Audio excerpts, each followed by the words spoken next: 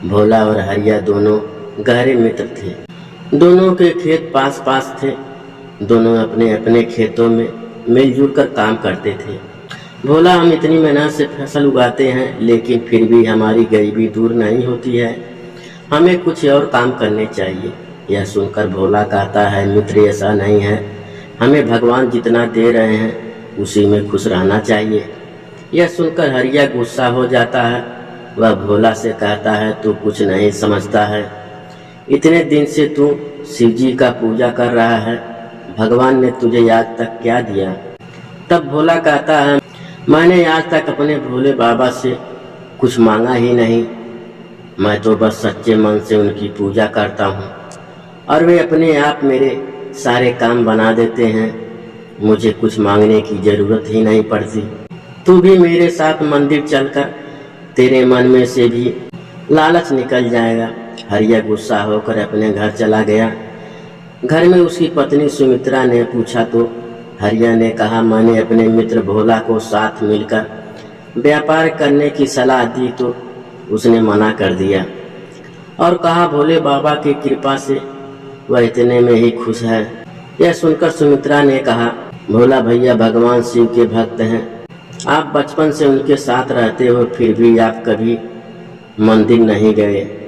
सबका अपना अपना विश्वास है।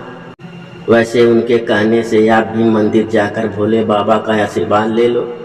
यदि भगवान ने चाहा तो आपका व्यापार करने का सपना पूरा हो जाएगा। सुमित्रा की बात हरिया की समझ में आ गई।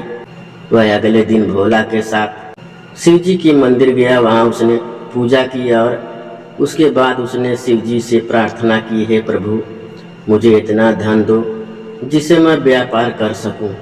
यदि मेरा व्यापार चल गया तो मैं आपके मंदिर में सोने का शिवलिंग चढ़ाऊंगा। उसकी प्रार्थना सुनकर भोला मुस्कुरा रहा था, लेकिन उसने हरिया से कुछ नहीं कहा और वापस जाकर अपने खेत में काम करने लगा। कुछ दिन बाद हरिया ने कर्ज लेकर व्यापार शुरू किया। भगवान भोलेनाथ की कृपा से उसका व्यापार अच्छा चलने लगा। एक दिन हरिया भोला से मिलने गया और उसने कहा, भोला देख, तूने भोले बाबा की इतने साल भक्ति की पर कुछ नहीं मांगा और मैं तेरे साथ केवल एक बार बाबा के मंदिर गया और भगवान से सोने का शिवलिंग चढ़ाने की बात की। बाबा ने खुश होकर मेरा व्यापार शुरू कर दिया। तब भोला ने कहा, तुमने जो मांगा तुम्हें मिल गया। मैंने तो केवल भगवान की भक्ति मांगी थी, जिससे मैं बहुत खुश हूँ। तुम्हारी खुशी धन दौलत में है, मेरी खुशी मेरे भोलेनाथ की भक्ति में है। तब हरिया ने घमंड से कहा, देखना, इस साल नवरात्रि पर मैं सोने का शिवलिंग चढ़ाऊंगा, तब बाबा मुझे और धनवान बना देंगे। उसकी बात सुनकर भोला मुस्कुरा कर रह गया।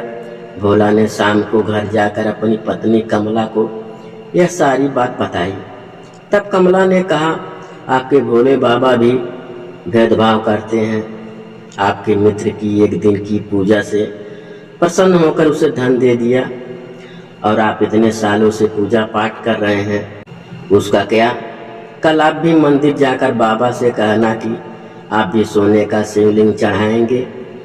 भोला ने कहा, लेकिन शिवरात्रि में तो कुछ ही दिन शेष हैं, मैं सोने का शिवलिंग कहाँ से लाऊंगा?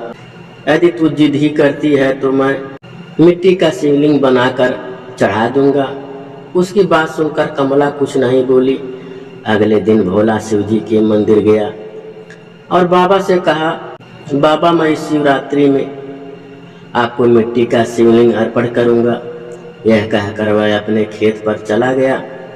शिवरात्रि के दिन भोला और हरिया पूजा का थाल सजाकर मंदिर पहुंच गए। कमला और सुमित्रा भी उसके साथ थी। मंदिर में दोनों ने पूजा की। उसके बाद उन्होंने पुजारी से शिवलिंग अर्पण करने के लिए कहा। पुजारी बाबा ने कहा, अपने अपने शिवलिंग पर दूध चढ़ाकर उसे भगवान के चरणों में रख दो। उसकी बात सुनकर हरिया जोर से हंसने लगा।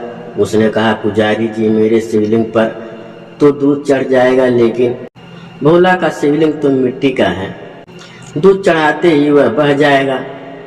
यह सुनकर भोला की आंखों से आंसू आ गए।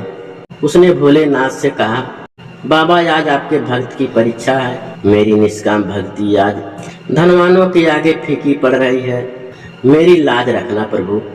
इसके बाद दोनों मित्रों ने अपने हाथ में दूध का लोटा लेकर दूध चढ़ाना शुरू किया। दूध चढ़ाते समय हरिया का सोने का शिवलिंग मिट्टी का बनकर बहने लगा और भोला का शिवलिंग दूध चढ़ाते ही सोने का बन गया। यह देखकर भोला खुश हो गया और हरिया रोने लगा।